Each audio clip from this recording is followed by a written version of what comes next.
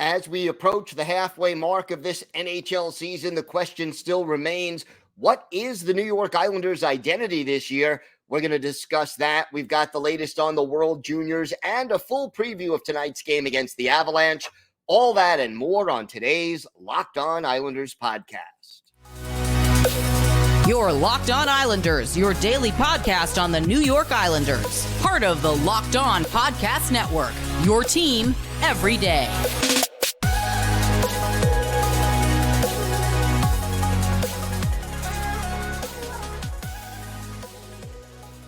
And welcome, everybody, to the Tuesday edition of the Locked On Islanders podcast, part of the Locked On Podcast Network, your team every day. I want to thank everyone who makes Locked On Islanders your first listen every day. Don't forget to subscribe on YouTube or wherever you get your podcasts so you can get new episodes as soon as they drop. Today's episode is brought to you by Gametime. Download the Gametime app, create an account, and use code LOCKEDON for $20 off your first purchase. Hope everybody had a great new year, but we've got a lot to talk about now. But first, if you've got something Islanders related on your mind, if you have a question, a comment, maybe something you'd like us to discuss on a future episode, you could send us an email. LockedOnIslanders@gmail.com is the address. And if you leave your first name and where you're from, we're happy to mention you on the show as we discuss whatever's on your mind. You could also follow the show on X at Locked On Isles, and you could follow me, Gil Martin, on X at Ice Wars, NYR_VSNYI. We'll keep you up to date on all things Islanders all season long, and I am live tweeting during nearly every Islanders home and road game.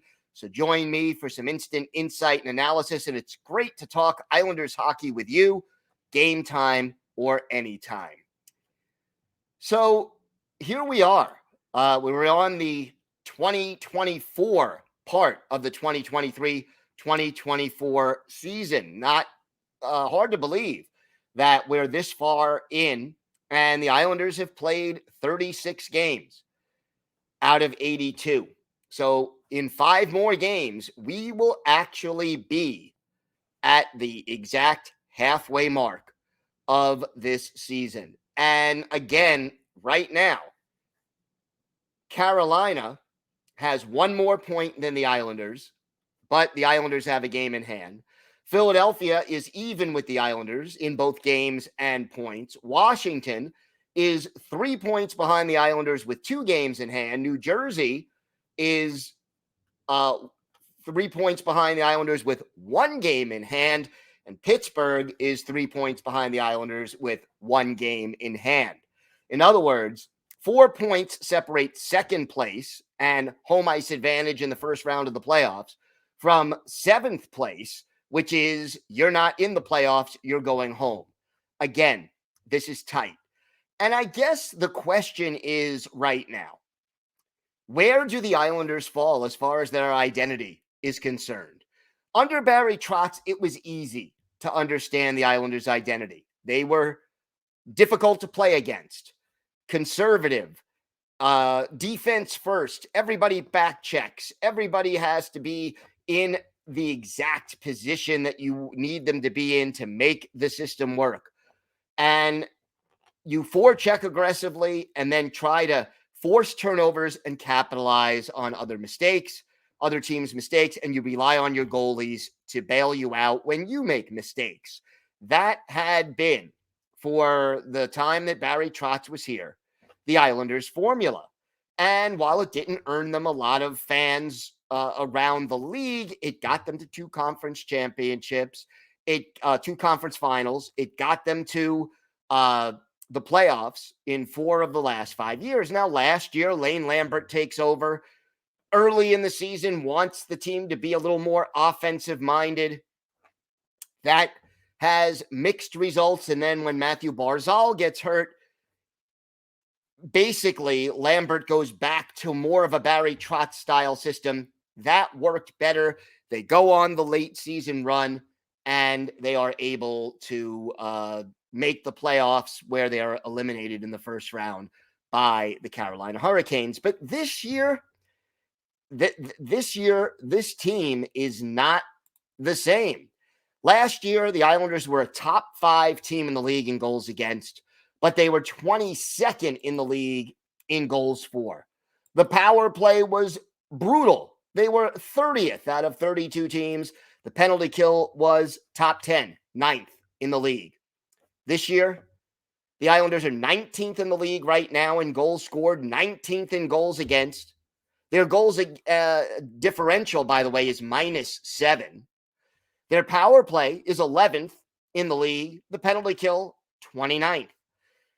This team is no longer playing a defense-first style, although on certain occasions, like against Edmonton, for example, they did revert back to it, and it was effective as they shut down Connor McDavid and company and beat the Oilers in that second meeting between the two teams. And they ended up holding some of the more dangerous goal scorers on Edmonton to 1 shot, no shots, 2 shots, and they were able to earn the W. So who is this team? And I think the one thing we can say about the New York Islanders through 36 hockey games is that this team doesn't know what it is quite yet. First of all, you've been missing a lot of your defensemen for a long period of time. Pelech, Polak, Mayfield out of the lineup at different times. Now Mayfield obviously is back. But again, a lot of players missing time. You bring in your Bortuzos, you bring in your Mike Rileys, and you sort of figure it out that way.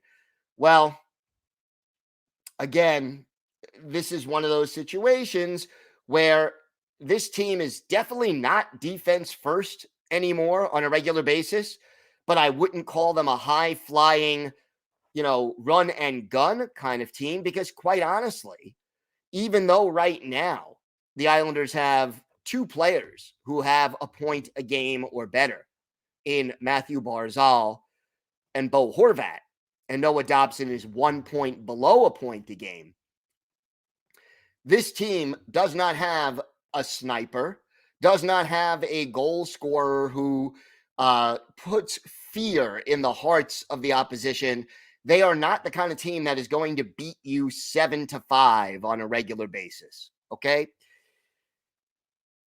I think the only thing we could say about the Islanders this year is that they are inconsistent. And when I say inconsistent, I don't just mean in their style of play or in their quality of play. I don't just mean game to game.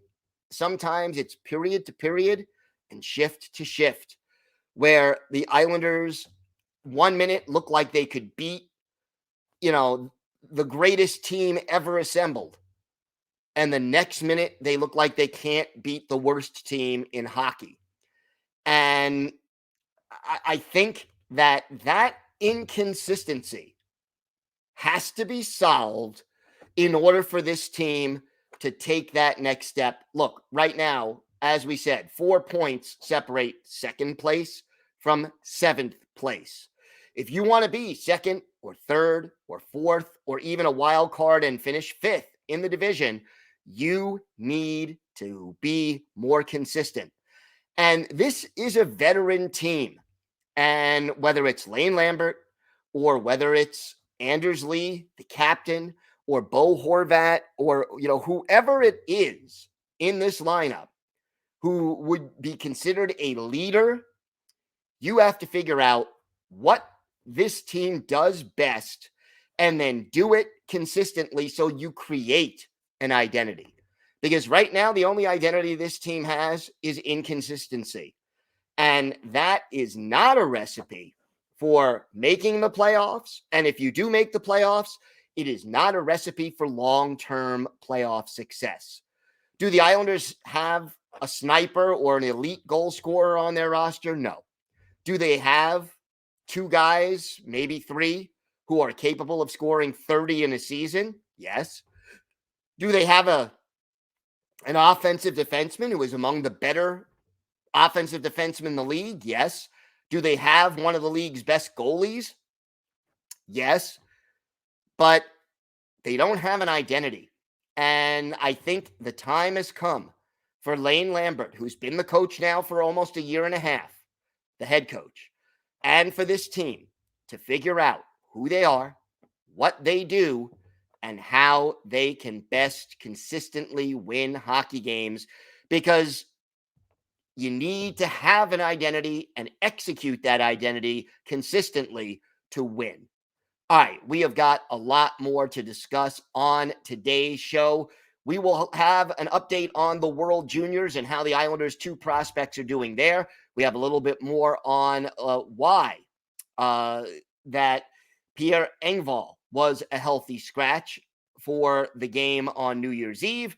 Plus, for our Islanders' birthday of the day, a winger who was with the Islanders for parts of 3 seasons in the mid to late 80s. Let's see if you can guess who that is. We have got all of that and a whole lot more still to come on today's Locked On Islanders podcast.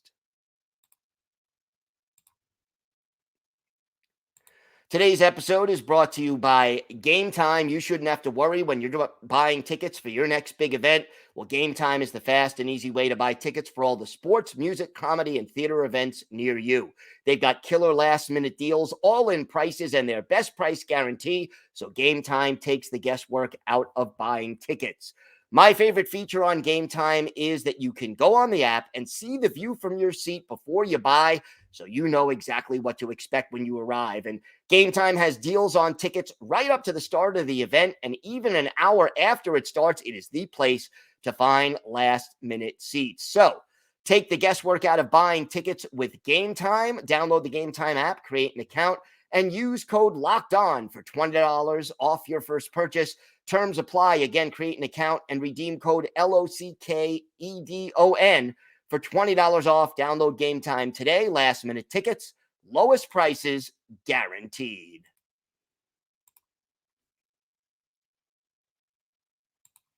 Locked On has launched the first ever national sports 24/7 streaming channel on YouTube. Locked On Sports Today is here for you 24/7, covering the top sports stories of the day with the local experts of Locked On, plus our national shows covering every league. Go to Locked On Sports Today on YouTube and subscribe to the first ever national sports 24/7 streaming channel. So the Islanders scratched Pierre Engvall, and that was really just the second time this year that Engvall has been scratched. And look, he didn't have a point in his last 10 games, so certainly there were reasons to scratch him. That entire Brock Nelson, Engvall, and Kyle Palmieri line have struggled in recent weeks and are just not being all that productive. So what did Lane Lambert do? He benches Engvall, moves Hudson Fasching up to the second line, and then reunites Cizikas, Martin, and Clutterbuck on the identity line. And, look, we know Engvall had a bad turnover the first time that he was a healthy scratch, but here's what Lane Lambert had to say about scratching Engvall on New Year's Eve. Every night, there's going to be somebody scratched. We have a number of players here, so if you're the guy who gets scratched, you have to come in and play better the next game. That's the joy of internal competition. And he goes on to say, his biggest asset, talking about Engvall, is his legs. And he uses them to get out of trouble. And I think just a little too often, he's been skating the wrong way to get out of trouble, and it sort of slows things down. That's Thomas Hickey speaking about Engvall. I'm not concerned about him, Hickey says. I think you're going to see when he gets back in the lineup that everything gets simplified just a little bit, because you understand it's a privilege to play the game. You don't want to be the guy on the outside. So again, that is a little bit of what Thomas Hickey saw and a little bit of what Lane Lambert had to say. And look, you, in your comments to me on YouTube and on in our chat on YouTube during our premieres and in emails, you've talked, a lot of you, about accountability and that the Islanders need more of it. Well, this is at least an attempt to get some accountability. How effective it's going to be remains to be seen. But that was the logic behind the move of why Pierre Engvall sat. Now, you could argue that moving Hudson Fasching up to the second line wasn't the best idea, or that it wasn't a good time to bench Engvall. Clearly, right now, you could have benched Engvall, you could have benched Palmieri, you could have benched a number of different guys who have been struggling lately. Let's see now if Engvall responds. As for the World Juniors, the preliminary round is now over.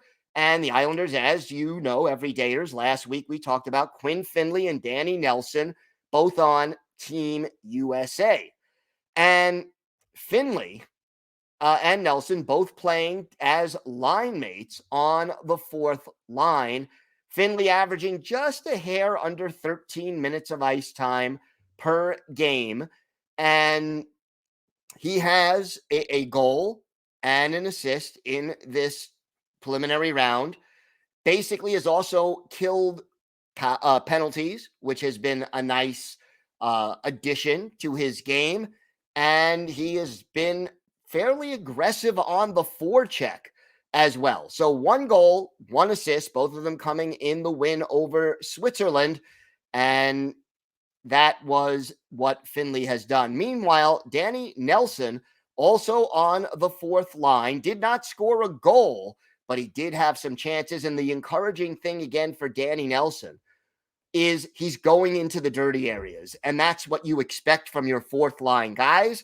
And that's what you want from anybody who has size. Now, Nelson did not score a goal. He's averaging 12 minutes and 45 seconds of ice time through the preliminary round, which is 4 games. He did have an assist in the 10-2 win over Slovakia. Also was very good in the faceoff circle. Nelson winning 55.6% of his faceoffs, 25 wins, 20 losses in that. And he's also played some very strong defense. And I like the fact that these two guys have been playing together on a line, building a little bit of chemistry. Team USA winning 3 out of their 4.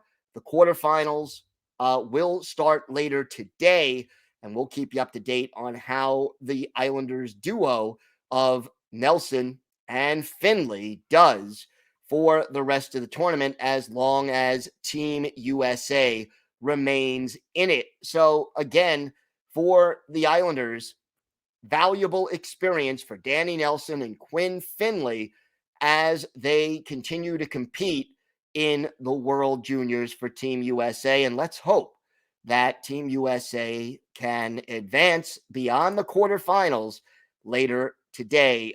I love the World Juniors. And not only do I love watching them, but it's cool to go back 5 years later, let's say.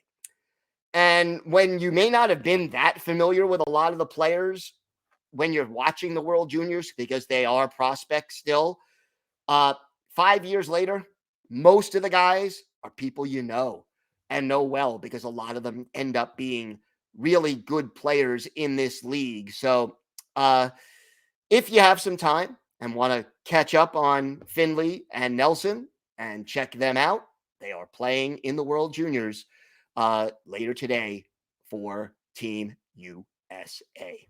We have got a lot more to get to. Islanders and Avalanche are playing tonight as the Islanders road trip continues. It's a 9 o'clock Eastern time start. Don't forget, you can catch every minute of this game with the Islanders hometown radio broadcast on SiriusXM. Just go to the SXM app and do a search for Islanders. We're going to preview that game. Plus, we'll have our Islanders birthday of the day. All of this and a whole lot more still to come on today's Locked On Islanders podcast.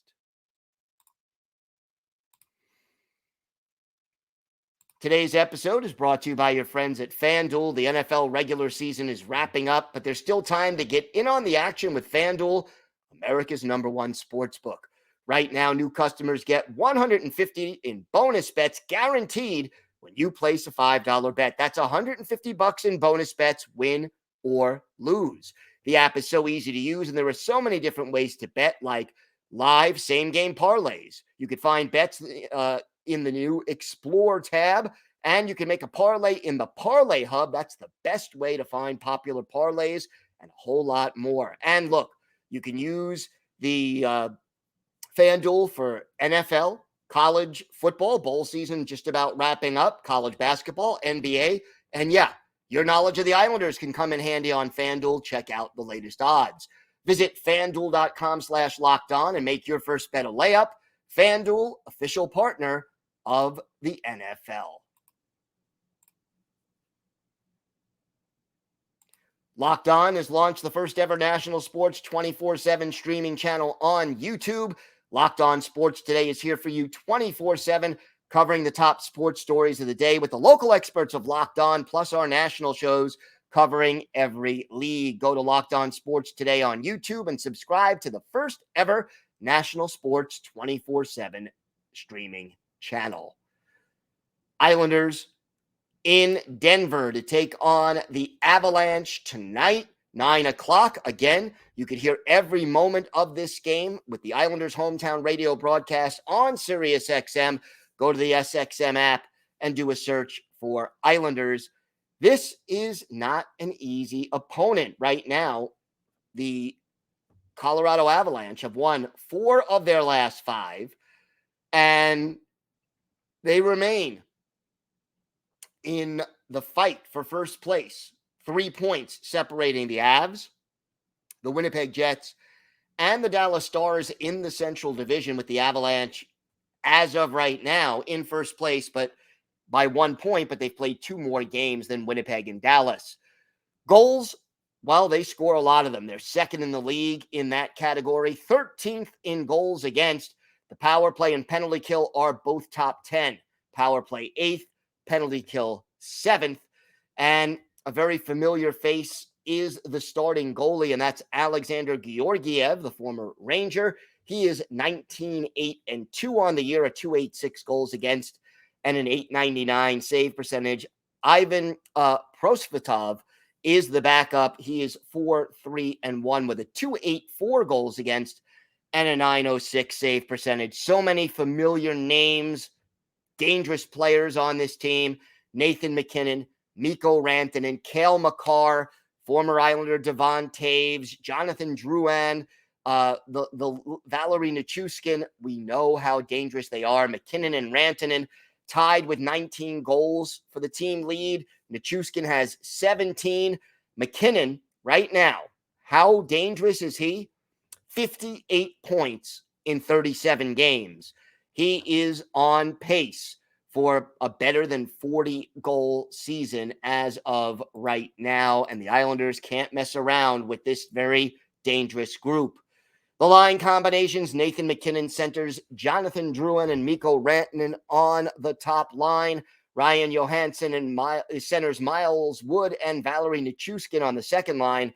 On the third line, from left to right, it's Andrew Cogliano, Ben Myers, and Logan O'Connor. Frederick Olofsson is the fourth line pivot with Curtis McDermott to his left, Joel Kiviranta to his right. On defense, Makar and Taves, maybe the most dynamic top pair defense duo in the league. Josh Manson and Bowen Byram are the second pair. Sam Girard and Jack Johnson are a very good third pair. The goalies, Georgiev and Prosvetov. Gabriel Landeskog out still. Pavel Francouz, the goalie, on IR. Arturi Letkinen is out, and Ross Colton is officially listed as day-to-day. So we have to see whether or not they are available. Islanders are going to have to play a more defensive style against the Avalanche. They've got to be smart about clearing the puck out of their zone, and they cannot take the dumb penalties that get them into trouble so often. We talked about identity. This is the kind of game you want your identity to be. Don't give the other team too many quality scoring chances, because this team is loaded. And Nathan MacKinnon, right now, one of the best, if not the best offensive player in hockey. He's in the conversation if you don't think he is number one. 58 points in 37 games. That is pretty darn impressive.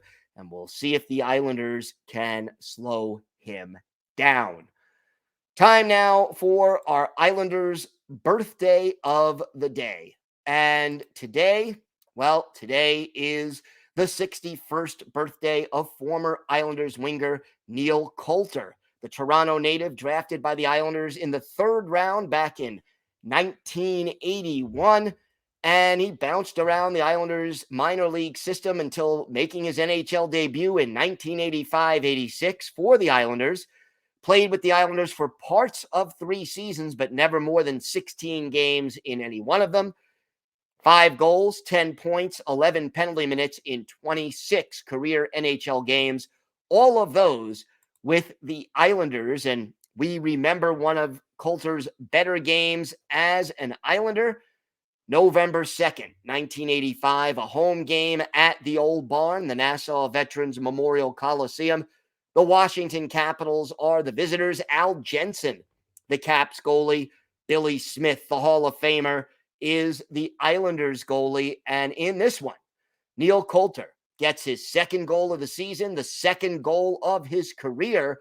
It is the clincher coming with less than 4 minutes left in the third period. Islanders defeating the Capitals by a score of 5-3. Who assisted on this goal?